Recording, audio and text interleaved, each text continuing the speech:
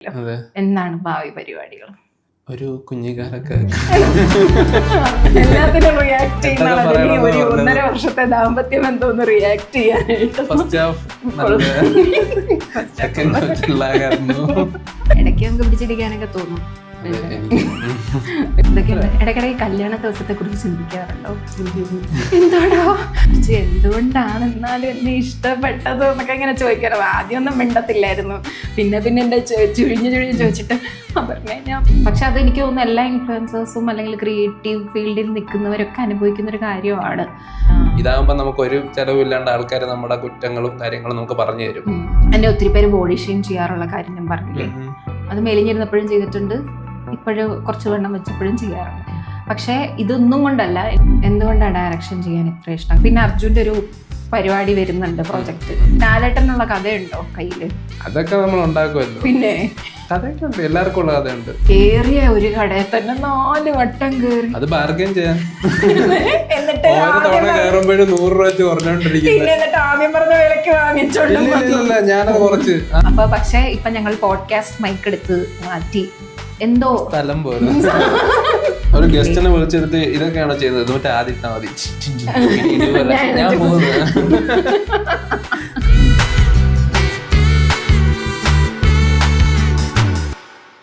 Hi hello എല്ലാവർക്കും നമസ്കാരം. ഇന്ന് വെൽക്കം ബാക്ക് അല്ല, വെൽക്കം ടു അൺഫിൽറ്റർ 2.0. നമ്മൾ പുതിയ സ്റ്റുഡിയോ ഒക്കെ സെറ്റപ്പ് ചെയ്യാമെന്ന് പറഞ്ഞ് ഞാൻ വ്ലോഗിലൊക്കെ പറഞ്ഞിരുന്നു. അത് ഒരുപാട് കാലത്തെ കഷ്ടപ്പാടിനും ഡിലേസിനും ഒക്കെ ശേഷം അതിന്ന് സെറ്റ് ചെയ്ത് നമ്മൾ ഫസ്റ്റ് എപ്പിസോഡ് ഷൂട്ട് ചെയ്യുവാണ്. അപ്പോൾ ഫസ്റ്റ് എപ്പിസോഡ് ആകുമ്പോൾ നമ്മൾ ഭയങ്കര സ്പെഷ്യലായിട്ടുള്ള ഗസ്റ്റിനെ തന്നെ കൊണ്ടുവരണമല്ലോ. അപ്പം അതുകൊണ്ട് എൻ്റെ കൂടെ ഉള്ളത് അർജുൻ സുന്ദരേഷനാണ്. മഞ്ഞൾ മായല്ലേ മറ്റേ പാട്ട്. അപ്പം വേറെ ഇനി ഒരു വാക്കിലേ സംസാരമുള്ളൂ എന്നൊക്കെ. അപ്പം നമുക്ക് ഏറ്റവും അവൈലബിൾ ആയിട്ടുള്ള ആളെ തന്നെ വേണമല്ലോ. നമുക്ക് ഇങ്ങനെ വിളിച്ചാൽ വരാതിരിക്കാൻ പറ്റില്ലല്ലോ അല്ലേ?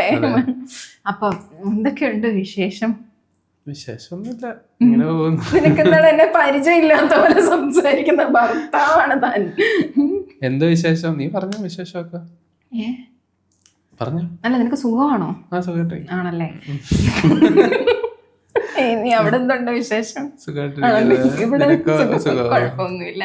പിന്നെ വീട്ടില് പട്ടിക്കുട്ടി ഉണ്ടല്ലോ, ലുഫിക്ക് എന്തുണ്ട്? സുഖമാണല്ലേ? ആണല്ലേ. ഭാര്യക്ക് എന്തുണ്ട്? അങ്ങനെ അങ്ങനെ നമുക്ക് സീരിയസ് ആയിട്ട് ചെയ്യാം. നമുക്ക് ഫൺ മാറ്റി വെച്ചിട്ട് ക്രിഞ്ച് ആവാൻ പാടില്ല, പക്ഷെ കൂടുതൽ സീരിയസ് ആവാൻ പാടില്ല. ഇറ്റ് ഷുഡ് ബി അടിപൊളിയായിരിക്കും. അപ്പൊ എങ്ങനെയുണ്ട് നമ്മുടെ പുതിയ സ്റ്റുഡിയോ സെറ്റപ്പ് ഒക്കെ? കൊള്ളാം. എന്റെ എല്ലാം കഷ്ടപ്പാട് ഇവിടെ കാണുന്നുണ്ടെന്നല്ലേ? എല്ലാം നോക്കി ആ മുറിയിലിരുന്ന് സപ്പോർട്ട് ചെയ്തതാ, അല്ലാതെ ഇങ്ങോട്ട് കയറി ചെയ്തിട്ടില്ലെന്നൊക്കെ. പെയിന്റ് ഒക്കെ അടിച്ചാൽ എനിക്ക് അലർജി വരും. ആണല്ലേ? മണമില്ലാത്ത പെയിന്റ് ആയിരുന്നു ഇത്, എന്നാലും അലർജി ആണെന്നൊക്കെ. എന്നാലും പോട്ടെ, എന്തൊക്കെയാണ് ഇപ്പോഴത്തെ വിശേഷങ്ങൾ? കമന്റ് ബോക്സിൽ, എന്റെ കമന്റ് ബോക്സ് വരെ തുറന്നു കഴിഞ്ഞാല് എന്താണ് കമന്റ് ബോക്സില്? ചേട്ടൻ എന്താ വീഡിയോ ഇടാത്തെന്നാ ചോദിക്കുന്നത്. എന്താ ചേട്ടൻ വീഡിയോ ഇടാത്തെ? വീഡിയോ ഇടും ആണോ? പക്ഷെ ഞാൻ ഈ ഇയർ തുടങ്ങിയപ്പോ ഞാൻ എല്ലാ ദിവസവും ഇടുമെന്ന് പറഞ്ഞ വീഡിയോ ഇട്ട് അതിന്റെ കമന്റിലും ഉണ്ടായിരുന്നു അടുത്ത വിഷുവിന് കാണാന്ന്. കറക്റ്റാ. അതും പോരാഞ്ഞിട്ട് വർഷം തുടങ്ങിയപ്പോ അടുപ്പിച്ച് 2 വീഡിയോ ഇട്ടപ്പോ ആരോ കമന്റ് ഇട്ടിരിക്കും, ഇത് കൈ തട്ടിയെന്നോ വേഗം ഡിലീറ്റ് ചെയ്യുന്നു. ചേട്ടാ അടുത്ത ക്രിസ്മസിനിടായിരുന്ന വീഡിയോ അറിയാണ്ട് കൈതട്ടി വന്നു. എന്നിട്ട് എവിടെ പോയി? വരും. അതിന്റെ ഇടയിൽ കുറച്ച് സിനിമ എഴുത്ത് കാര്യങ്ങളൊക്കെ ആയിട്ട് ബിസി ആയിപ്പോയി. നമ്മള് ആദ്യത്തെ പോഡ്കാസ്റ്റ് ചെയ്യുന്ന സമയത്ത് ഏറ്റവും അധികം എഡിറ്റ് പോയൊരു സാധനം ഉണ്ട്. ഇനി ഭാവി പരിപാടി എന്താന്ന് ചോദിച്ചിട്ട് നമ്മുടെ ഇത് വെച്ചിട്ട് അപ്പൊ ആ ചോദ്യം ഒന്നുകൂടെ ചോദിക്കാം. ഇനിയിപ്പോ കുഴപ്പമില്ലല്ലോ. എന്താണ് ഭാവി പരിപാടികൾ? ഭാവി പരിപാടികൾ ഒരു കുഞ്ഞിക്കാലൊക്കെ അത് നമുക്ക് എന്റെ ചേച്ചിയുടെ കുഞ്ഞുണ്ട്, അറിവവന്റെ കാണാം. ഭാവി പരിപാടികൾ കുറച്ചുണ്ട്. എന്താ പറ? കുറച്ച് സിനിമ ചെയ്യണം, കുറച്ച് യൂട്യൂബ് ഒക്കെ നന്നാക്കണം, അങ്ങനെ കൺസിസ്റ്റന്റ് ആകണം. യൂട്യൂബ് നന്നാക്കണോ? നിന്റെ ചാനൽ നന്നാക്കണോ? എന്റെ ചാനല്. അപ്പൊ അങ്ങനെ പറയണം. പിന്നെ കുറച്ച് ബോഡി വെക്കണം, അങ്ങനെ കുറച്ച് മെന്റലി ഫിസിക്കലി ഒക്കെ റെഡി ആകണം, സെറ്റ് ആവണം. മനസ്സിലായി, മെന്റലി പ്രശ്നം ഉണ്ടെന്ന് ചോദിച്ചു വാങ്ങിച്ചു. ഇനി ഞാൻ എന്താ ചോദിക്കാം? ഇനി എന്നോട് എന്തെങ്കിലും ചോദിക്കും. എന്താണ് പരിപാടികൾ? അങ്ങനെ ചോദിച്ചാ ലോകം അറിയുന്ന ഒരു ആങ്കർ ആവണം. എന്ന് വെച്ചാ അങ്ങനല്ല, പ്രശസ്ത ആങ്കർ ആവണം. റോൾ മോഡൽ ആ കാര്യങ്ങളിൽ ആങ്കറിങ്ങിലാണോ? 4 പേരുണ്ട്. 3. ഒന്ന് മനീഷ് നാരായൺ, ക്യൂ സ്റ്റുഡിയോയുടെ, അനുപമ ചോപ്ര, ഇത് ഹോളിവുഡ് റിപ്പോർട്ടർ, പിന്നെ ഭരദ്രാജ്. ഒരു അപർണ പ്രേംരാജ് ഷോ ഒക്കെ തുടങ്ങണ്ടേ? അതെ, മറ്റേ ഏത് മറ്റേ ഹോളിവുഡിലെ അയാളുണ്ടല്ലോ, മറ്റേ ഫാലൻ, ജിമ്മി ഫാലൻ. അതന്നെ. പക്ഷെ ജിമ്മി ഫാലൻ കുറച്ചും കൂടി ഫൺ, ഭയങ്കര രസമാ പുള്ളിക്ക്. എന്ത് ചെയ്താലും പുള്ളി അങ്ങനെ ചാമിങ് ആയിട്ടുള്ള ഒരാളാണ്. പക്ഷെ ഞാൻ അങ്ങനെ അല്ല എന്നാണ് എനിക്ക് തോന്നുന്നത്. പക്ഷെ ഇതിൽ സ്ത്രീ വന്ന് ചെയ്യുമ്പോൾ ആൾക്കാര് ഇങ്ങനെ വിചാരിക്കും ഇവൻ എന്തോ ഇച്ചിരി ഓവറല്ലേ എന്ന് പറയുന്ന പരിപാടിയാണ്. ജഡ്ജ്മെന്റ് യൂഷ്വൽ സാധനം. അത് പക്ഷെ ഉണ്ടാക്കിയെടുത്ത മറ്റേ മുടി, ആ പെണ്ണിന്റെ പേരെന്താ, മറ്റേ മുടി ഇത്രയുള്ള ബോബി മറ്റേ ബ്രൗൺ, അവരാണോ? മറ്റേ ഷോ നടത്തുന്ന ഒരു പെണ്ണുണ്ടല്ലോ, ഒരു ഏത് മറ്റേ ഫേമസ് ആയിട്ടുള്ള ഇത്ര മുടിയുള്ള ഒരു നമ്മുടെ അവര് ശരിയാ. അതെ, അങ്ങനൊന്നും ഇല്ല. Depends person to person. വേറെ എന്തൊക്കെയാണ് ആഗ്രഹങ്ങൾ? വേറെ സിനിമയിൽ അഭിനയിക്കണം. എന്നോട് എന്നൊന്നും ചോദിക്കാൻ പറഞ്ഞിട്ടില്ല. ഞാൻ പറഞ്ഞില്ല, എന്നോടാണ് അങ്ങോട്ട് പറഞ്ഞത്. പറഞ്ഞേ എല്ലാം ചോദിക്കണം കേട്ടോ, ലാലേട്ടന്റെ കൂടെ അഭിനയിക്കേണ്ട ആഗ്രഹമൊക്കെ പറയിപ്പിക്കണം എന്നെ കൊണ്ടെന്നൊക്കെ പറഞ്ഞായിരുന്നു. ലാലേട്ടന്റെ കൂടെ അഭിനയിക്കണം എന്നല്ല, ലാലേട്ടന്റെ പടം ഡയറക്ട് ചെയ്യണം എന്നാണ് പുള്ളി പറഞ്ഞത്. അതാണ് എന്നോട് പറഞ്ഞിട്ടുള്ളത്.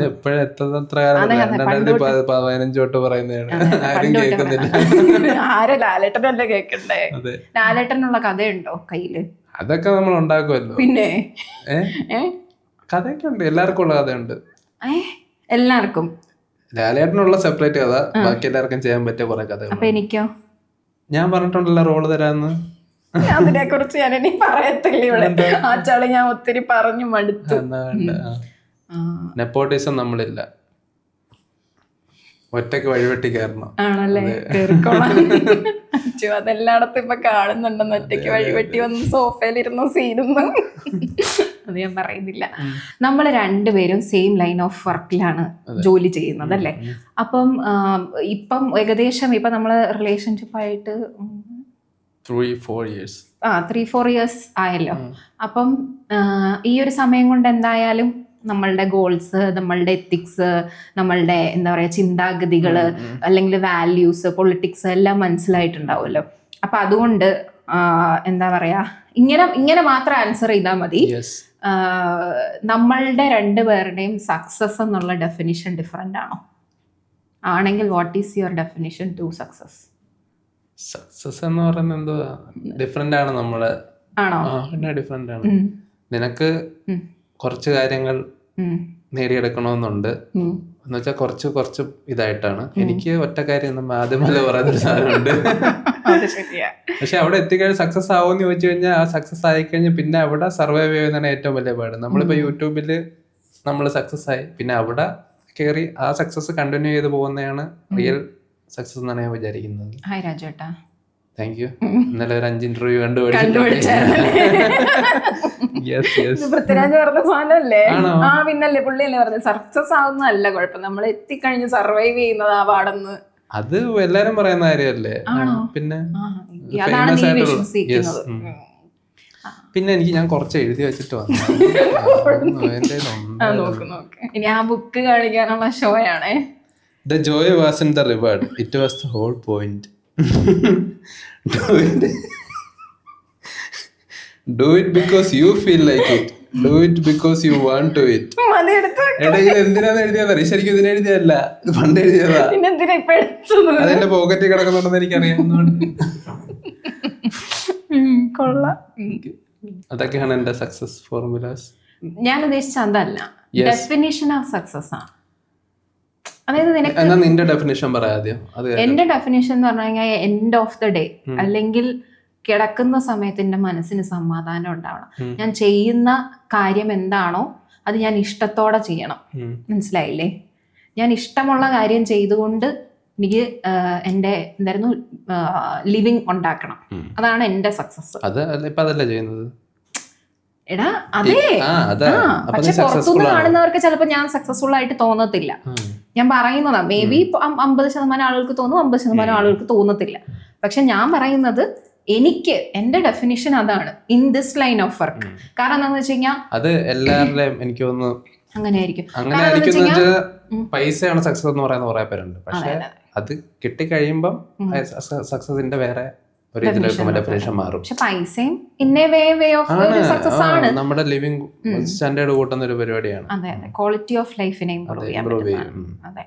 പക്ഷെ ഞാൻ പറയുന്നത് എന്താണെന്ന് വെച്ച് കഴിഞ്ഞാൽ ഈ ജോലി മീഡിയ ഫീൽഡിൽ അല്ലെങ്കിൽ ഷോ ബിസിനസ്സിൽ വർക്ക് ചെയ്യുമ്പോൾ മൾട്ടിപ്പിൾ ഏരിയാസ് ഉണ്ട്. ഇപ്പൊ ഞാൻ വർക്ക് ചെയ്യുന്നത് ഇൻഫ്ലുവൻസർ ആയിട്ട് ചെയ്യുന്നുണ്ട്, ആങ്കർ ആയിട്ട് ചെയ്യുന്നുണ്ട്, മോഡലിംഗ് പറ്റുന്നിടത്ത് ചെയ്യാറുണ്ട്, അങ്ങനെ. പക്ഷെ ആക്ടർ ആവാൻ ശ്രമിക്കുന്നു. ചിലപ്പോൾ ആക്ടർ ആയാൽ എൻ്റെ ഡെഫിനിഷൻ ഓഫ് സക്സസ് മാറുമായിരിക്കും. പക്ഷെ സ്റ്റിൽ അപ്പോഴും എൻ്റെ ഉള്ളിലുള്ള ഇത് ക്വസ്റ്റ്യൻ എന്താന്ന് വെച്ച് കഴിഞ്ഞാൽ, ആം ഐ ഹാപ്പി? ഞാൻ ഹാപ്പി ആണോ ഇത് ചെയ്യുമ്പോൾ? അതായത് ഇപ്പം ബുദ്ധിമുട്ടിയാണോ ഞാൻ ഇത് ചെയ്യുന്നത്? For the sake of doing it, am I doing it for that? അങ്ങനെയുള്ള സാധനങ്ങൾ വരുമ്പോൾ അത് യെസ് ആണ്. ഓക്കെ, ഞാൻ ഹാപ്പി ആണെന്നുണ്ടെങ്കിൽ അതാണ് എൻ്റെ സക്സസ് എന്നാണ് ഞാൻ ഉള്ളിൽ വിശ്വസിക്കുന്നത്. പക്ഷെ അതിലേക്ക് വരാൻ മൾട്ടിപ്പിൾ ടിക്ക് ബോക്സസ് ഉണ്ടാവുമായിരിക്കും. അതാണോ നിന്റെ? അല്ലല്ലോ. നമ്മൾ ഇഷ്ടമുള്ള കാര്യം ചെയ്യുന്നത്, നമുക്കൊരു ചെയ്യുന്ന കാര്യങ്ങളിൽ നമുക്കൊരു ഫണ്ണും ജോയും ഉണ്ടെങ്കിൽ അതാണ് ഏറ്റവും വലിയ കാര്യം. അതൊരു ജോലിയായിട്ട് നമുക്ക് തോന്നില്ല. സോ ആ പോയിന്റിലേക്ക് എത്തിക്കഴിഞ്ഞാൽ സക്സസ്ഫുൾ ആണ്. എനിക്ക് സിനിമ ചെയ്യാൻ ഇഷ്ടമാണ്, സിനിമ ചെയ്തുകൊണ്ടിരിക്കുമ്പോൾ സക്സസ് ആണ്. യൂട്യൂബ് വീഡിയോ ചെയ്യാൻ ഇഷ്ടമാണ്, യൂട്യൂബ് വീഡിയോ ചെയ്ത് എനിക്ക് അതിൽ നിന്ന് വരുമാനം കിട്ടുന്നുണ്ടെങ്കിൽ സക്സസ്ഫുൾ ആണ്.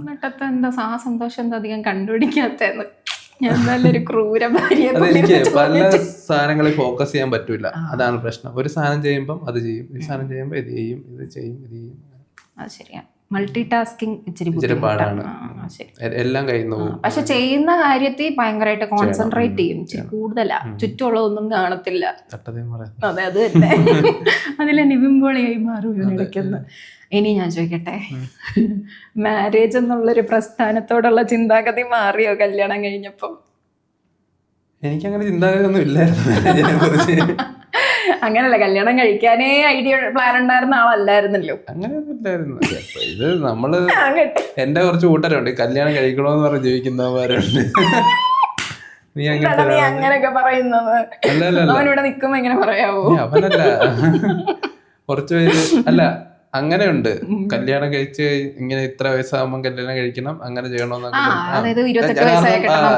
എന്റെ ഒക്കെ കല്യാണത്തിന് മുന്നേ കല്യാണം കഴിച്ച ആൾക്കാരുണ്ട്. സോ ഞാൻ ചോദിക്കുമ്പോൾ കല്യാണം കഴിച്ച് ഇപ്പം കുഞ്ഞുങ്ങളുള്ളവന്മാരുണ്ട്. സോ പലർക്കും അതല്ലായിരുന്നു ലക്ഷ്യം ജീവിതത്തിലെ. നടക്കേണ്ട സമയത്ത് നടക്കുമെന്ന് അറിയായിരുന്നു. ആ സമയത്ത് നടന്നു. അറിയില്ലേ ഇപ്പൊ മറ്റേ വയറിലായിരുന്നെങ്കിൽ കേട്ടോന്ന് അറിയില്ല. അതെന്താ? ഞാൻ വയറിലായില്ലെങ്കിൽ കേട്ടോ, അതൊന്നൊരു ലക്ഷ്യം പോലെ. ഞാൻ വയറിലായാലേ കല്യാണം കഴിക്കുമെന്ന് എഴുതി വെച്ച പോലെ. ജോലി ഉണ്ടായിരുന്ന ചിലപ്പോ കിട്ടിയേനെ. എന്താ അല്ല, പറ എങ്ങനുണ്ട് ഒരു റിവ്യൂ? എല്ലാത്തിനും റിയാക്ഷൻ ചെയ്യുന്ന എല്ലാത്തിനും റിയാക്ട് ചെയ്യുന്ന ആളെ ഒരു 1.5 വർഷത്തെ ദാമ്പത്യ ബന്ധം ഒന്ന് റിയാക്ട് ചെയ്യാനായിട്ട്.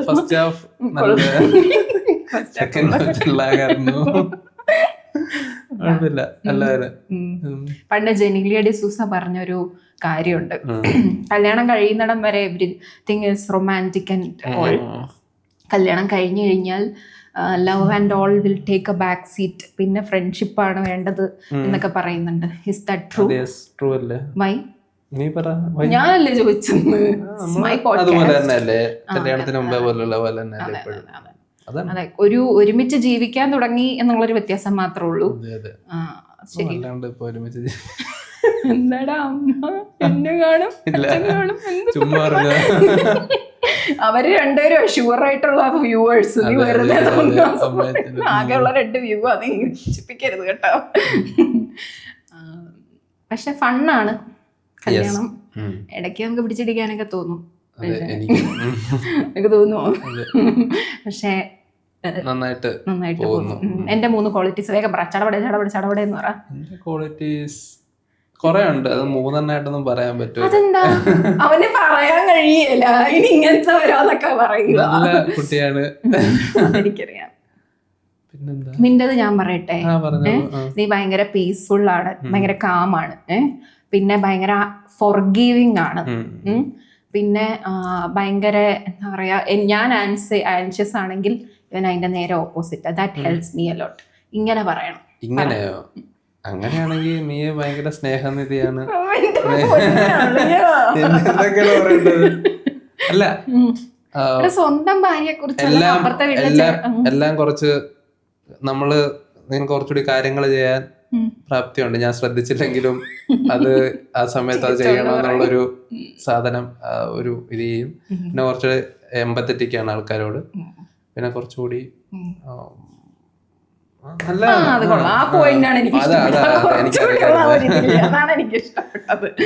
പിന്നെ അർജുൻ ഫണ്ണിയാണ്.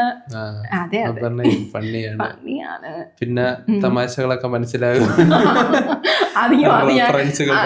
എന്തായിരുന്നു ആദ്യമായിട്ട് ഞങ്ങള് റിലേഷൻഷിപ്പ് തുടങ്ങിയ സമയത്ത് നമ്മളിങ്ങനെ ചോദിക്കുമല്ലോ കേൾക്കാൻ വേണ്ടിയിട്ട്, അർജു എന്തുകൊണ്ടാണ് എന്നാലും എന്നെ ഇഷ്ടപ്പെട്ടത് എന്നൊക്കെ ഇങ്ങനെ ചോദിക്കാറ്. ആദ്യമൊന്നും മിണ്ടത്തില്ലായിരുന്നു.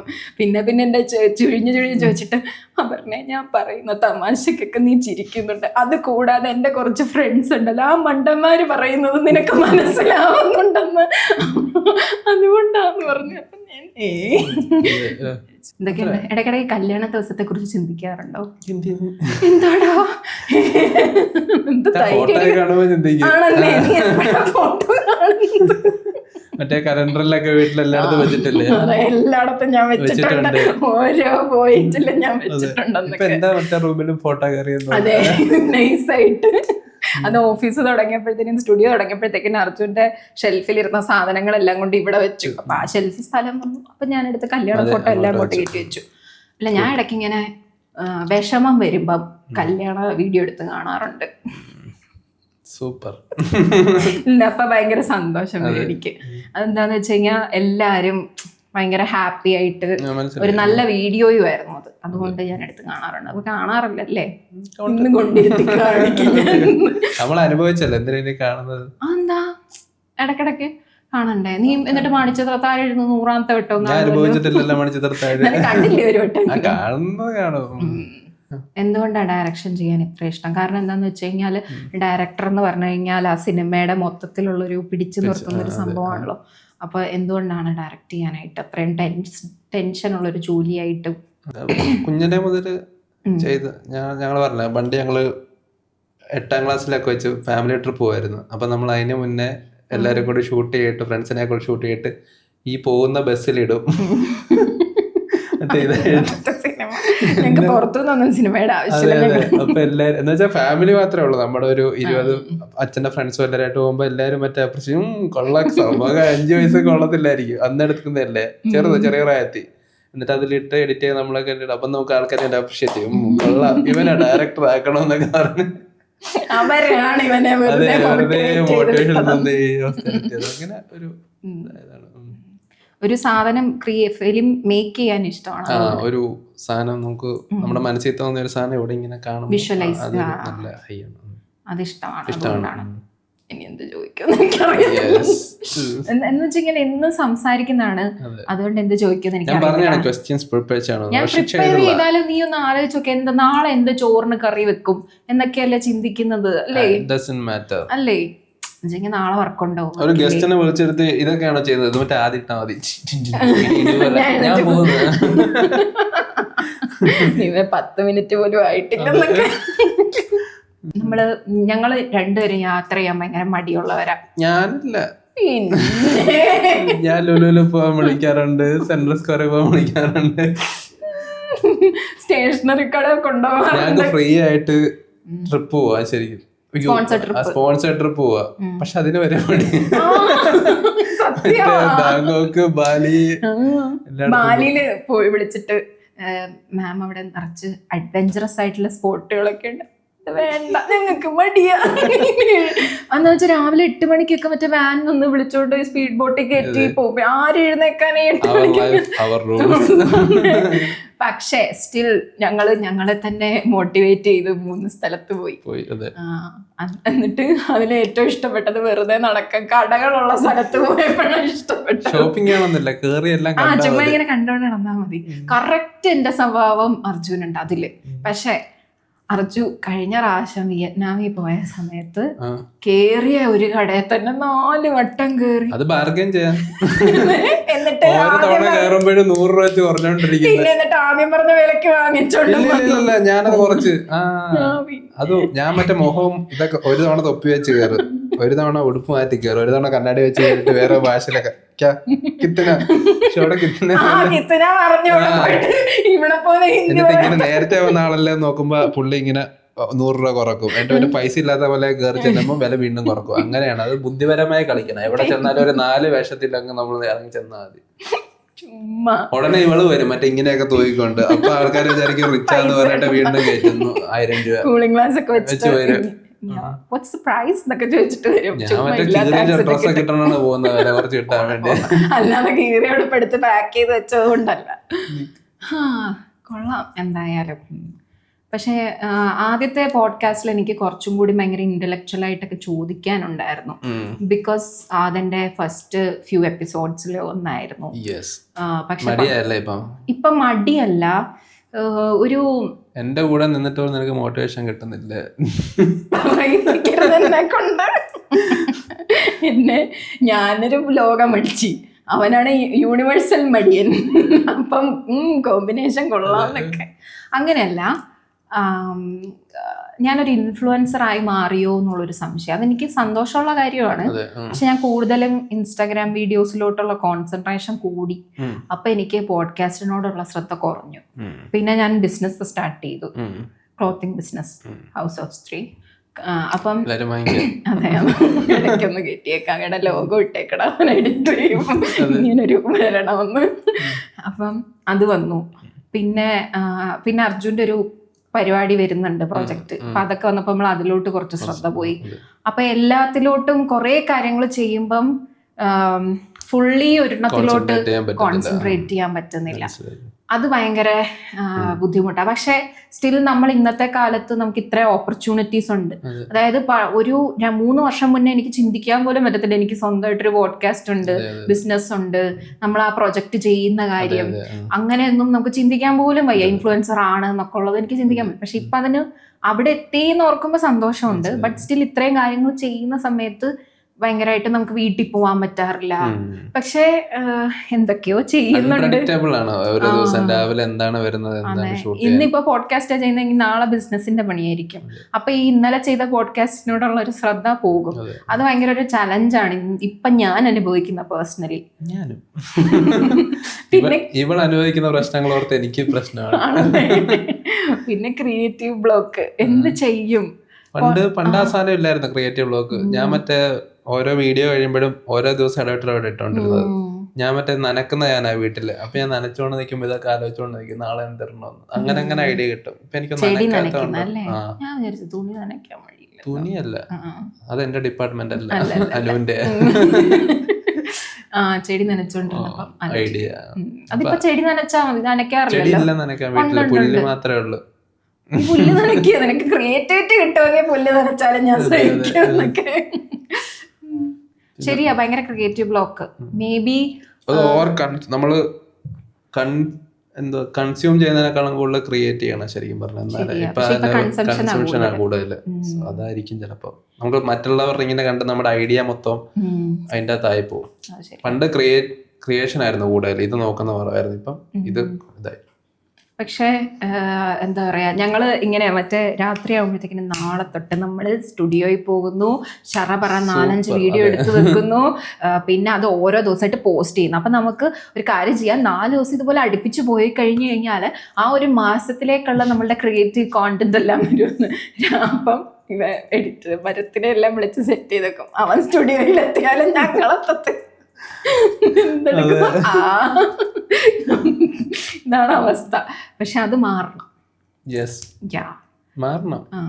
അപ്പം പക്ഷെ അത് എനിക്ക് തോന്നുന്നു എല്ലാ ഇൻഫ്ലുവൻസേഴ്സും അല്ലെങ്കിൽ ക്രിയേറ്റീവ് ഫീൽഡിൽ നിൽക്കുന്നവരൊക്കെ അനുഭവിക്കുന്ന ഒരു കാര്യമാണ്. കാരണം everything has to have a balance അല്ലേ. അതായത് പേഴ്സണൽ ലൈഫ് ഉണ്ട്, പിന്നെ നമ്മൾ ഇതുപോലെ എല്ലാ എന്താ പറയാ യൂട്യൂബേഴ്സും ഇപ്പൊ ഒരു ബിസിനസ് തുടങ്ങുന്നുണ്ട്. ഞാനും തുടങ്ങി, ഞങ്ങളും തുടങ്ങി, അതാണ് സംഭവം. അപ്പൊ അതെന്താ നല്ലതാണോ നമ്മുടെ ഒരു ഇത് ഇപ്പം വാറ നടക്കുന്നത്, കുറച്ചാൾ കഴിയുമ്പം മറ്റേ നമ്മുടെ ഇന്റർനെറ്റ് കിട്ടുന്ന ആ സാധനങ്ങള് അവിടെ കടലിന്റെ അവിടെ കൂടിയല്ലേ. സോ അത് മെയിൻ്റെനൻസ് ചെയ്യാൻ ആളില്ലെങ്കിൽ നീർന്ന് ഇന്റർനെറ്റ് പിന്നെ ഇല്ല നമുക്ക്. അപ്പൊ എന്ത് ചെയ്യും? ഇന്റർനെറ്റ് ഇല്ലെങ്കിൽ ഒരു ജോലി നടക്കത്തില്ല ഇന്നത്തെ കാലത്ത്, നമ്മുടെ മാത്രമല്ലല്ലോ. പക്ഷെ അതിന് വരുന്നതിന് മുമ്പ് ഓൾട്ടർനേറ്റീവ്സ് ഉണ്ടായിരുന്നല്ലോ എല്ലാ കാര്യങ്ങളും. ശരിയാ, നമ്മള് മെയിൻ ആയിട്ട് അത് ജീവിക്കുന്ന ആൾക്കാരല്ലേ, അത് ഇട്ടാലല്ലേ നമുക്ക് ഇത് കിട്ടത്തുള്ളൂ. സോ അതിനുള്ള ഒരു സെക്കൻഡ് എല്ലാരും നല്ലതാണ് കണ്ടുപിടിച്ച് വെക്കുന്നത്. ശരിയാ. പക്ഷെ ബിസിനസ്സും റൺ ചെയ്യുന്നത് ഇപ്പം ഇൻസ്റ്റാഗ്രാം ത്രൂ ആണല്ലോ. നമ്മളപ്പം പൂട്ടിയടുത്ത കട പോയത് നിങ്ങള് കടയിൽ വന്ന് മാറുന്ന സമയത്ത് എന്ത് കട, ആര് തുണിയിടാനൊക്കെ അത് പിന്നെ നമുക്കൊന്നും പറയാൻ പറ്റൂല. അതെ അതെ, വരുന്നിടത്ത് വെച്ച് നീ കാണുക എന്നുള്ളതേ ഉള്ളൂ. കാരണം അങ്ങനെ ഇപ്പൊ നമുക്കിപ്പോ ഞാൻ IT ജോലി ചെയ്തോണ്ടിരുന്ന ആളാ, അവിടുന്ന് പിരിച്ചുവിട്ട ഒറ്റ ദിവസം കൊണ്ടൊക്കെ പിരിച്ചുവിടും അവിടുന്നൊക്കെ. അച്ഛനും അമ്മ എപ്പോഴും പറയുന്ന സർക്കാർ ജോലി മാത്രമേ ഇതുള്ള. ഞാൻ വൈറലായി കഴിഞ്ഞ PSC എഴുതാൻ അത് ഓർക്കണം.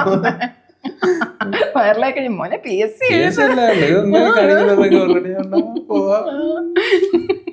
എന്നിട്ട് മാസം 20,000 രൂപ ശമ്പളം എന്നൊക്കെ.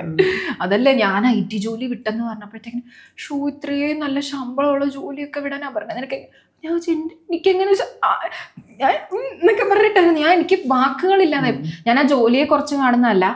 എനിക്ക് ഏറ്റവും ഗ്രാറ്റിറ്റ്യൂഡ് ഉള്ള 2 കാര്യം എന്ന് പറയുന്നത്, ആദ്യത്തെ ജോലി ആദ്യമായിട്ട് ഞാൻ വർക്ക് ചെയ്ത ചാനലുമാണ്. അത് എന്തൊക്കെ കാരണം കൊണ്ട് നമ്മൾ അവിടെ നിന്ന് ഇറങ്ങി എന്ന് പറഞ്ഞാലും ഈ 2 കാര്യങ്ങൾ കൊണ്ടാണ് ഇന്നത്തെ ഞാനായി മാറിയത്. പിന്നെ പിന്നെ നമ്മൾ വളരണമല്ലോ, നമ്മളെപ്പോഴും ഒരു ഇതിൽ തന്നെ നിന്നിട്ട് കാര്യമില്ല. പിന്നെ വളരുന്നുണ്ടോ?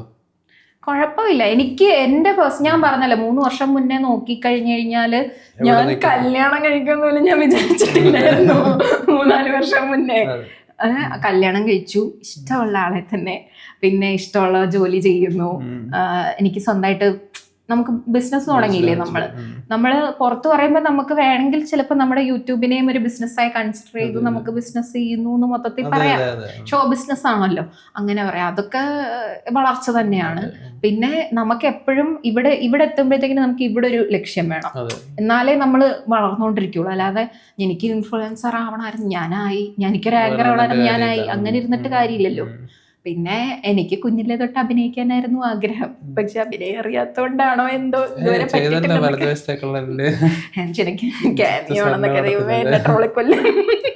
ക്യാമിയോ ആയിരുന്നു, ഇങ്ങനെ വന്നിരുന്നിട്ട് പോയത്.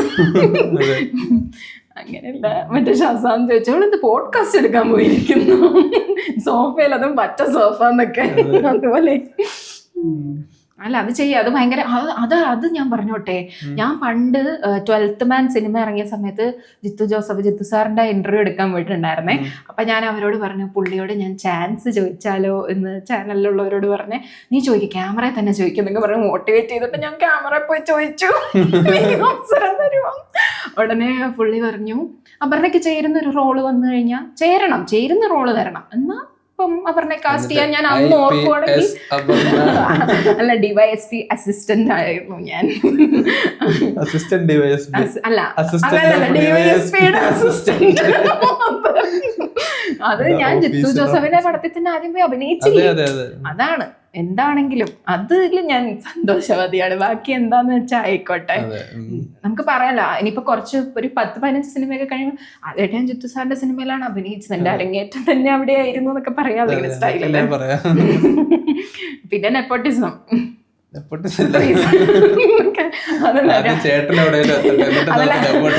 എല്ലാരും നോക്കുമ്പോ രാവിലെ എഴുന്നേറ്റിരുന്നിട്ട് ഞാൻ അർജുൻ നല്ലൊരു ഡയറക്ടർ എവിടെയും നല്ല സിനിമ, ഇത്രയും സ്നേഹമുള്ള ഭാര്യയല്ലല്ലോ, എനിക്ക് നെപ്പോട്ടിസത്തിന് വേണ്ടി പ്രവർത്തിക്കുന്നതാണെന്ന് അങ്ങനെ. പക്ഷെ എന്നെ ഒത്തിരി പേര് ബോഡി ഷെയിം ചെയ്യാറുള്ള കാര്യം ഞാൻ പറഞ്ഞില്ലേ, അത് മെലിഞ്ഞിരുന്നപ്പോഴും ചെയ്തിട്ടുണ്ട്, ഇപ്പോഴും കുറച്ച് വണ്ണം വെച്ചപ്പോഴും ചെയ്യാറുണ്ട്. പക്ഷെ ഇതൊന്നും കൊണ്ടല്ല, എനിക്ക് ഫിസിക്കലി ഫിറ്റ് ആവണം, അതൊരു ലക്ഷ്യമാണ്. മെന്റൽ ഹെൽത്ത്, കരിയർ ഗ്രോത്ത്, പിന്നെ ഫാമിലി, ഇത് ഇത്രയുമാണ്. എന്താണ് ഇനി അർച്ചു പറയാൻ കുറെ നേരം ഇതുപോലെ എന്തെങ്കിലുമൊക്കെ പറ. ഇതാണ് ഞങ്ങളുടെ ഒരു ജീവിതം. ഞാനിരുന്ന് ഇങ്ങനെ പക്ഷെ അർജു ഉണ്ടല്ലോ, അർജു ഭയങ്കര എക്സ്ട്രോവേർട്ടാണ്. ഉറങ്ങിക്കിടക്കുമ്പം വരെ നമ്മളോട് വർത്താനം പറഞ്ഞിട്ട് പോകും. അങ്ങനത്തെ സ്വഭാവം ഉണ്ട് അർജുന്. പക്ഷെ ക്ലോസ് സർക്കിളിൽ മാത്രം. ഞങ്ങളെക്കാളൊക്കെ എന്നേക്കാളും എക്സ്ട്രോവേർട്ടാണ് അർജു. ക്ലോസ് അതെല്ലാരും അങ്ങനെയാ. ആണോ? പിന്നെ ആര്? എല്ലാരും മനുഷ്യര്. അല്ലല്ല, സാലി എന്തുവാ അതാണ് എല്ലാരും. ശരിയാ. പക്ഷെ അർജു ഇച്ചിരി ഹൈപ്പർ എക്സ്ട്രോവേർട്ട് ആകും. ഹൈപ്പർ ഇതുള്ളതുകൊണ്ടാ ആയിരിക്കും. ഫാഫയൊക്കെ അങ്ങനെയാന്ന് പറയുന്നത്. ആര് പറഞ്ഞു? എവിടെ പറഞ്ഞു? ആരോ പറയുന്നത്. ഞങ്ങൾ ജീനിയസുകളൊക്കെ അങ്ങനെയാണ്. ഏറ്റവും നോക്കിക്കാണുന്ന ഡയറക്ടർ ആരാ? Look up to? കുറെ പേരുണ്ട് മലയാളത്തിൽ തന്നെ.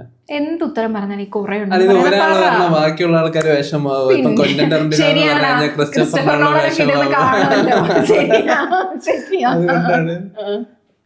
അല്ല, എനിക്ക് അങ്ങനെ പുറത്ത് നോക്കുവാണെങ്കിൽ കുറെ പേരുണ്ട്.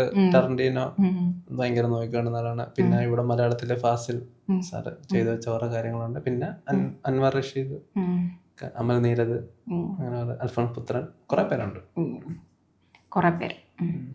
അതായത് മലയാള സിനിമയിലൊക്കെ ഭയങ്കര ചേഞ്ച് കൊണ്ടുവന്ന ആൾക്കാർ ഭയങ്കര ഇഷ്ടമാണ്. അതാണ് ഞാൻ ശ്രദ്ധിച്ചിട്ടുള്ളത്. അർജുൻ അങ്ങനെയുള്ളവരെയാണ് ഭയങ്കര ഇഷ്ടം എന്ന്. പിന്നെ എക്സ്പെരിമെന്റൽ ആയിട്ട് ഓരോന്നൊക്കെ ചെയ്ത് ഹിറ്റ് അടിപ്പിക്കുന്നവർ, അതായത് ഷുവർ ഷോട്ട് ആണ് എന്നൊക്കെ നമുക്ക് തോന്നിപ്പിക്കുന്ന വിധം. ഒരു സിനിമ തുടങ്ങുമ്പോൾ തന്നെ അതിന്റെ ക്യൂരിയോസിറ്റി ഫസ്റ്റ് സ്റ്റേജ് പോലെ നമ്മൾ ഉണ്ടായിക്കൊണ്ടിരിക്കണം. സോ അത് ഭയങ്കര നല്ലൊരു പ്രോസസ്സാണ്. അതൊരു സിനിമ ഹിറ്റാകാൻ കിട്ടുന്ന ഒരു കാര്യമാണ്. മനസ്സിലായി. ഡയറക്റ്റ് ചെയ്യണം എന്ന് ഏറ്റവും ആഗ്രഹമുള്ള ആക്ടർ ആരാ? അതാണല്ലോ മറ്റേ ഹോളി ഗ്രെയിൽ. അവിടെ എത്തിക്കഴിഞ്ഞാൽ പിന്നെ കൊള്ളാം. ഈ ഡയറക്ടർ ആവാൻ വേണ്ടിയിട്ട് എന്താണ് താങ്കൾ ദിവസവും ചെയ്യുന്നത്? അഭിനയിക്കുന്നത്. എന്നെ ആദ്യത്തെ സിനിമയിൽ വിളിച്ചപ്പോ ഞാൻ അതിന് മുമ്പേ വിളിച്ചിട്ടുണ്ടെങ്കിൽ നമ്മൾ അങ്ങനെ പോയിട്ടില്ല. കാരണം അഭിനയിക്കാൻ വിളിക്കും. ഈ മേനപ്പേരൊക്കെ ഇറങ്ങുന്നതിന് മുന്നേ വിളിക്കുമ്പോഴും എനിക്കറിയത്തില്ലെന്നൊക്കെ പറഞ്ഞു. പക്ഷെ ഇത് വിളിച്ചപ്പോ എന്നാ പോയി പഠിക്കാം, ഡയറക്ഷൻ പഠിക്കാന്ന് പറഞ്ഞ് നേരെ പോയി കയറി. ഞാൻ ഫുൾ ടൈം എന്റെ ഡയറക്ടറിന്റെ കൂടെ ഇങ്ങനെ ഇരിക്കുന്നു. അത് എപ്പോഴായിരുന്നറിയോ? കോളേജില് പെണ്ണുങ്ങളുള്ളപ്പോ ഉള്ള സീനുകൾ എടുത്ത്, അതായത് വുമൻസ് കോളേജിൽ, ആ കോളേജിൽ പെൺകുട്ടികൾ വരും എന്നുറപ്പുള്ള സീനുകളിൽ മാത്രം പോയി AD ആയിട്ട് നിന്നിട്ടുണ്ട്. അസ്കറിനെ വിളിക്കണോ ഞാൻ? ഒന്നുമില്ല. അതൊക്കെ ഞാൻ എല്ലായിടത്തും പോയി. ഞാൻ ഇല്ലാത്ത സ്ഥലത്ത് വരെ ഞാൻ പോയി. മധുരയില് ഷൂട്ട് ഉണ്ടായിരുന്നു, അറിഞ്ഞിട്ടില്ല. എന്നും പോകും മധുരയില് ക്യാമറയുടെ പുറകെ കാണാൻ വേണ്ടി. കാരണം എന്നിട്ട് അത് അങ്ങനെ കയറിയതാണ്. ഇപ്പം അഭിനയിക്കാൻ വിളിക്കുന്നു. പക്ഷെ നല്ല സാധനങ്ങൾ ചെയ്യാൻ വേണ്ടി കാത്തിരിക്കുന്നു. അല്ല, എങ്ങനെയുണ്ട് ആദ്യത്തെ സിനിമയിൽ അഭിനയിച്ചിട്ട്? ചെയ്യാൻ പറ്റുന്ന പരിപാടിയാന്ന് വെച്ചാൽ നമ്മള് വിചാരിച്ചത്ര ഒരു ടെൻഷൻ അടിക്കേണ്ട കാര്യമില്ല. പിന്നെ നല്ല സാധനങ്ങൾ വന്നു കഴിഞ്ഞാൽ ചെയ്യാൻ പറ്റും എന്നൊരു കോൺഫിഡൻസ് ആയി. പക്ഷേ അഭിനയം ഒരിക്കലും പഠിച്ചു തീർക്കാൻ പറ്റുന്ന ഒരു സാധനമല്ലല്ലോ. ഇല്ല, പഠിച്ചു തീർക്കാൻ പറ്റുന്നില്ല. ഇമ്പ്രൂവ് ചെയ്യാൻ പറ്റും. അതാണ് ചെയ്ത് ഇപ്പം വാഴയാണെങ്കിൽ അവർക്ക് ക്യാമറയുടെ മുമ്പിൽ എക്സ്പീരിയൻസ് ഉണ്ട്. ഇങ്ങനെ ചെയ്ത് അവർക്ക് അറിയാം അതിന്റെ എന്തൊക്കെ ഇട്ട് കഴിഞ്ഞാൽ ആൾക്കാർ ചിരിക്കും. സോ അതാണ് എനിക്ക് തോന്നുന്നത്. സോഷ്യൽ മീഡിയ ചെയ്യുന്ന ആൾക്കാർക്ക് അതാണ്, അവർക്കറിയാം ആൾക്കാർ എന്ത് പറഞ്ഞാൽ ചിരിക്കും, ഏത് പോയിന്റ് എന്ത് എക്സ്പ്രഷൻ ചിരിക്കും എന്ന് പറഞ്ഞാൽ. കാരണം അവർക്ക് കോൺസ്റ്റന്റ് ആയിട്ട് അവരുടെ കമന്റ് ബോക്സിൽ ആൾക്കാർ ഇത് ബോറായി നല്ല അങ്ങനെ നമുക്ക് കിട്ടിക്കൊണ്ടിരിക്കുമല്ലേ. സോ ഫീഡ്ബാക്സ് പെട്ടെന്ന് കിട്ടും. ഇപ്പൊ നമ്മള് സിനിമയിൽ മാത്രമാണെങ്കിൽ ഞാനൊരു സിനിമ മൊത്തം ചെയ്ത് അത് പോസ്റ്റ് കടന്നിട്ട് അത് ഇറങ്ങി കാത്തിരിക്കണം. ഈ അവന്റെ അഭിനയം കൊള്ളത്തില്ല, അത് ആൾക്കാർ പൈസ മുടക്കി നമ്മളെ തെറി വിളിക്കും. ഇതാകുമ്പോൾ നമുക്ക് ഒരു ചെലവില്ലാണ്ട് ആൾക്കാർ നമ്മുടെ കുറ്റങ്ങളും കാര്യങ്ങളും നമുക്ക് പറഞ്ഞു തരും റീലിലൂടെ. സോ അങ്ങനെ നമുക്ക് ഇമ്പ്രൂവ് ചെയ്യാൻ പറ്റും. റീൽ ഇടുമ്പോൾ നമുക്ക് അറിയാൻ പറ്റും ഇങ്ങനെ ഇത്ര ഇത് മാറ്റി ചെയ്യണം. സോ അതൊക്കെ ആയിരിക്കും അതിന്റെ ഒരു, നമ്മൾ ഈ ഫീൽഡിൽ നിൽക്കുന്നതുകൊണ്ടുള്ള ഒരു, ഇപ്പം അഭിനയമായിട്ട് ചെയ്ത് പറയുമ്പോൾ ഒരു അഡ്വാൻറ്റേജ്. സിനിമ ഇറങ്ങിക്കഴിഞ്ഞിട്ട് കേട്ട ഏറ്റവും നല്ല കോംപ്ലിമെന്റ് എന്താ? അല്ലെങ്കിൽ ആരിൽ നിന്നാണ്? സിനിമ ഇറങ്ങിയിട്ട് അമ്മയൊക്കെ പറഞ്ഞു നന്നായിട്ട് ചെയ്തിട്ടുണ്ട്, ചിരി ചെയ്യുന്ന സാധനങ്ങളിലൊക്കെ ചിരി വരുന്നുണ്ടെന്ന് പറഞ്ഞു. അത് മാത്രം അതേ അറിയത്തുള്ളൂ. പക്ഷെ അത് ആ ഒരു സമയത്ത് ഇറക്കിയോണ്ട് കുറച്ച് കൺഫ്യൂഷൻ ആയിപ്പോയി. അത് ഒരു കുറച്ചുകൂടെ നല്ല റിലീസ് കിട്ടിയിരുന്നെങ്കിൽ. അതും നമ്മൾ അതൊന്നും പറഞ്ഞില്ല, നമ്മള് കൂടെ ഇറങ്ങി ഇവിടെ ഇൻഡസ്ട്രി ആയിട്ട് അതെ അതെ അതെ. അതും പക്ഷെ നല്ല കാര്യം. നമുക്ക് ഏറ്റവും നമ്മൾ നോക്കിക്കണ്ടൊരു സിനിമ ഇങ്ങനെയൊക്കെയല്ലേ നമ്മൾ പഠിക്കുന്നത്. അതെ അതെ അതെ. എല്ലാം ഒരു ലേണിംഗ് ഓപ്പർച്യൂണിറ്റി ആയിട്ട് കാണുന്നതാണ് പറയുന്നത്. അങ്ങനെ കണ്ടാ മതി. അതെ. അല്ല നമ്മള് ആ പണ്ട് 2 തവണ പോയി കണ്ടു. വേറെ മാത്രല്ല അതുകൊണ്ട് ശരിക്കും പറഞ്ഞു കഴിഞ്ഞാൽ അർജു സിനിമ ഈ ഡയറക്ഷൻ ഒക്കെ ഒന്നൊരു കുറച്ചും കൂടെ സ്പീഡാക്കി. ഇല്ലെങ്കിൽ ഇനി ഒരു 3 വർഷം കൂടെ ഡിലേ വന്നാൽ ഇപ്പൊ ഒരു വർഷത്തെ ഡിലേ ഉള്ളൂ. ആ ഒരു ബാരിയർ നമുക്ക് മനസ്സിലായി. ആ ഒരു ബാരിയർ ബ്രേക്ക് ആയി. സിനിമ എന്താണ് എന്ന് നമുക്ക് മനസ്സിലായി. സോ നമുക്കിപ്പം എന്തൊക്കെ ചെയ്തു കഴിഞ്ഞാൽ ഇത്രയുള്ള കാര്യങ്ങളെന്ന് ഇത്ര കുറെ കാര്യമുണ്ട്, എന്നാലും നമ്മുടെ കൺട്രോളിൽ കൊണ്ടുവരാൻ പറ്റുന്ന ഒരു കാര്യമാണ് മനസ്സിലായി. അങ്ങനല്ല, സിനിമ നമ്മളിപ്പോ തിയററ്റിക്കലി പഠിച്ചാലും ഇപ്പൊ മേക്കിംഗ് വീഡിയോസ് കണ്ടാലും നമ്മളൊരു സെറ്റിൽ പോയി അനുഭവിച്ചാലേ എന്താണ് സിനിമ എന്ന് മനസ്സിലാവുള്ളൂ. കാരണം എന്റെ അച്ഛൻ ക്യാമറമാനായിരുന്നു. അപ്പൊ സെറ്റിൽ പോകുമ്പം ഒന്നാമത്തെ കാര്യം കുഞ്ഞായിരുന്നു ഞാൻ അച്ഛന്റെ സെറ്റിൽ പോയിക്കൊണ്ടിരുന്ന സമയത്ത്. അപ്പൊ നമുക്ക് കാണുമ്പം ഒന്നുമില്ല, ചുമ്മാ കുറെ ലൈറ്റ് ആളുകൾ അഭിനയിക്കുന്നു അങ്ങനെയൊക്കെയല്ലേ തോന്നുള്ളൂ. പക്ഷെ ഞാൻ പോയി ക്യാമറ ഈ ആങ്കറിങ് ചെയ്യാനൊക്കെ ഇരിക്കുമ്പോഴാണ് ഇന്റർവ്യൂ ഒക്കെ പണ്ട് കാണുമ്പോൾ വേറെ പെർസ്പെക്റ്റീവ് ആയിരുന്നു. ഞാൻ ഇന്റർവ്യൂ എടുക്കാൻ തുടങ്ങി കഴിഞ്ഞപ്പോൾ ആ പെർസ്പെക്റ്റീവ് മാറി. അതാ ക്യാമറയുടെ മുന്നിൽ നിൽക്കുന്നതും പുറകിൽ നിൽക്കുന്നതും ഒരു വീഡിയോ ആയിട്ട് കാണുന്നതും തമ്മിൽ ഭയങ്കര വേറെ ലോകം പോലെയാ.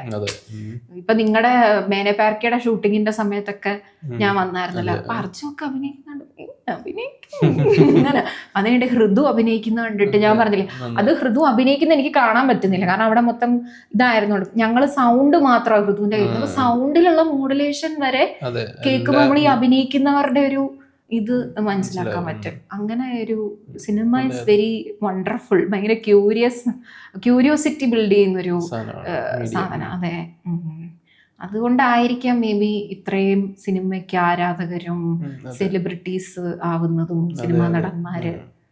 കൊള്ളാം. ഇതൊക്കെയാണ് വിശേഷങ്ങൾ. എന്തൊക്കെയാ പറഞ്ഞെന്ന് പോലും അറിയത്തില്ല. എന്തൊക്കെയോ കുറയിരുന്നു. പക്ഷെ ഞങ്ങൾ ഇങ്ങനെ ഇരുന്ന് എപ്പോഴും വർത്താനം പറയുന്നവരാ. വണ്ടി ഓടിച്ച് വീട്ടിലോട്ട് പോകുന്നൊരു 1.5 മണിക്കൂറുണ്ട്. അങ്ങനെ എനിക്കിപ്പോ ഫീൽ ചെയ്തത്. ഞങ്ങൾ ആ സമയത്താണ് ബാക്കിയെല്ലാം വിട്ടിട്ട് ഇങ്ങനെ ഇരുന്ന് ഭയങ്കര എല്ലാ കാര്യങ്ങളും അൺഫിൽട്ടേർഡ് ആയിട്ട് സംസാരിക്കുന്നത്. എല്ലാ ഗസ്റ്റിനോടും ചോദിക്കുന്ന ചോദ്യം ചോദിക്കണോ? ചോദിച്ചോളൂ. എന്താണ് മറ്റേ ഇൻസ്പയർ ചെയ്ത ആരാണെന്ന്? ഇൻസ്പിറേഷൻ എല്ലായിടത്തും കിട്ടാറുണ്ട്. ആണല്ലേ? പിന്നെ അപ്പുറത്തെ വീട്ടിലെ ചേട്ടൻ നിന്ന് ചെയ്യുന്ന സാധനങ്ങൾ വെച്ച് നമ്മൾ റീൽ ഉണ്ടാക്കിയിട്ടുണ്ട്. ഈ അപ്പുറത്തെ വീട്ടിലെ കാണിക്കുന്നത് വെച്ചിട്ടാണ് അന്നൊരു വയസ്സായ ആൾക്കാരുടെ റീല്. എല്ലായിടത്തും ഇൻസ്പിറേഷൻ എടുക്കാം. പിന്നെ അൺഫിൽട്ടേർഡ് 2.0 ആണിത്. 2ാമത്തെ സീസൺ അല്ലെങ്കിൽ 2ാമത്തെ വെർഷൻ എനിക്കറിയില്ല. പക്ഷെ നിന്നെ പോലല്ല, നിന്നേക്കാൾ കൺസിസ്റ്റന്റ്. എനിക്ക് അറ്റ്ലീസ്റ്റ് വ്യൂസ് കിട്ടാന്നിട്ടാണെങ്കിലും പറയാന്നൊക്കെ. എന്നിട്ട് ഞാൻ ചെയ്യും. അതാണ് അത് നീ മനസ്സിലാക്കരുത്. അത് അച്ഛൻ വീട്ടിൽ ചെല്ലുമ്പോ അവരുടെ വീഡിയോ എങ്കിലും ഇടുന്നുണ്ട്, നീ എന്തോ ചെയ്യുന്നതെന്ന് ചോദിക്കും. അതുകൊണ്ട് വേണ്ട കേട്ടോ, അച്ഛനെ വിളിക്കും. അപ്പൊ പക്ഷെ ഇപ്പൊ ഞങ്ങൾ പോഡ്കാസ്റ്റ് മൈക്ക് എടുത്ത് മാറ്റി. അതായത് എന്തോ പൈസ ഇല്ലെന്ന് മൈക്ക് വാങ്ങാൻ പൈസ കൊണ്ടാണ് ഈ പോഡ്കാസ്റ്റ്. അതെ അതെ, ഈ പോഡ്കാസ്റ്റ് ഇട്ട് പൈസ ഇട്ടിട്ട് വേണം ഇൻവെർട്ടർ വെക്കണം, എന്തെല്ലാം പണിയെടുക്കുന്നൊക്കെ. അങ്ങനെയല്ല, അതുകൊണ്ട് കേട്ടോ വ്യൂസ് കിട്ടണം.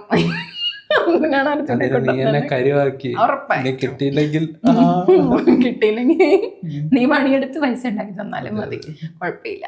പക്ഷെ അങ്ങനല്ല, മൈക്ക് എടുത്ത് മാറ്റി. അതില് ഇങ്ങനത്തെ കുറച്ച് കാര്യങ്ങൾ ഉണ്ടെങ്കിലും അങ്ങനത്തെ കുറച്ച് കാര്യങ്ങൾ വന്നപ്പോൾ ഞാൻ ചിന്തിച്ചു, ഇപ്പൊ പോഡ്കാസ്റ്റ് മൈക്ക് വെക്കാത്ത ഒരു വീഡിയോയും ഞാൻ കാണാറില്ല. വെറുതെ ഇരുന്ന് ആരെങ്കിലും സംസാരിക്കുന്ന വീഡിയോയിലും ഈ മൈക്കുണ്ട്. അപ്പം ആളുകൾക്കൊരു ചിന്ത തോന്നി മൈക്ക് വെച്ച് കഴിഞ്ഞാലാണ് ഗുഡ് കോൺവെർസേഷൻസ് വരുന്നത് എന്നുള്ളൊരു തെറ്റായതാണ്. പക്ഷെ അങ്ങനെയല്ല, നമ്മുടെ മനസ്സിൽ നിന്നാണ് ഗുഡ് കോൺവെർസേഷൻസ് വരേണ്ടത് എന്ന് പ്രൂവ് ചെയ്യാനല്ല, എന്ന് നമുക്കൊരു സംഭവം കൊണ്ടുവരാം. ബാക്കി ഡയലോഗ് പഠിച്ചായിരുന്നു, മറന്നുപോയി. അതെ, അപ്പം അത്രയൊക്കെ ഉള്ളു വിശേഷങ്ങൾ. ഞാൻ കുറച്ച് ബിസിനസ് ഒക്കെ ഒരു 100 കോടി ടേൺ ഓവർ ഒക്കെ ആയിട്ട് വരാം, മൈക്ക് വെച്ച് തന്നാൽ മതി. 100 കോടി ടേൺ ഓവർ ഉള്ളവർക്ക് ഞാൻ മൈക്ക് വെക്കാം. അങ്ങനെയല്ല, മൈക്ക് ഒഴിവാക്കി, അത്രേ ഉള്ളൂ. പക്ഷേ അങ്ങനെയല്ല, അൺഫിൽട്ടേർഡ് ആണ് ഇതില്. അതായത് ആദ്യം ഞാൻ സ്റ്റാർട്ട് ചെയ്തതിലും നന്നായി ചെയ്യണം എന്നുള്ള പ്രതീക്ഷയിലാണ് ഈ സ്റ്റുഡിയോ ഒക്കെ എടുത്ത് സെറ്റ് ചെയ്ത് ചെയ്യുന്നത്. അപ്പം എന്തായാലും സബ്സ്ക്രൈബ് ചെയ്യുക, സപ്പോർട്ട് ചെയ്യുക. ഇനി എല്ലാ ദിവസവും വീഡിയോ കാണും. എല്ലാ ദിവസവും അല്ലേ? എന്റെ ഓഡിയൻസിന് ഫ്ലാഷ് ബാക്ക് അടിക്കട്ടെ. അടുത്ത ദിവസം കാണാം. അടുത്ത ദിവസം എന്ന് പറഞ്ഞാൽ അടുത്ത വർഷം എന്ന് പറഞ്ഞാൽ ഇല്ല, അർജു സിനിമയിൽ കോൺസെൻട്രേറ്റ് ചെയ്യുക. നീ പണിയെടുത്തോളൂ. അപ്പം വീട്ടിലോട്ട് ഇല്ല, എല്ലാം ഒന്നും ഒരുമിച്ച് കൊണ്ടുപോകണമെന്നാ. കാരണം യൂട്യൂബ് താല്പര്യമുള്ള സാധനമാണ് ചെയ്യാൻ, അതുകൊണ്ട് പൈസ കിട്ടും. അങ്ങനെ എന്നെ മാത്രം കളിയാക്കി പോയാൽ മതിയല്ലോ. അല്ല, രണ്ടും കൊണ്ടുപോകാൻ പറ്റിയ അത്രയും നല്ലത്. പക്ഷെ എപ്പോഴും നമ്മൾ ലക്ഷ്യത്തിന് വേണ്ടി പോരാടുക എന്നൊക്കെ പ്രയത്നിക്കുക എന്ന് പറയാൻ വന്നത് പോരാട്ടം എന്നൊക്കെ. അപ്പം thank you so much. Loose talk ആയിട്ട് തോന്നിയെങ്കിൽ ക്ഷമിക്കുക. ലൂസ് ടോക്ക് ആയിട്ട് തോന്നാനൊന്നുമില്ല. Thank you. ഓക്കെ, അപ്പം thank you so much. Thank you for coming to my show.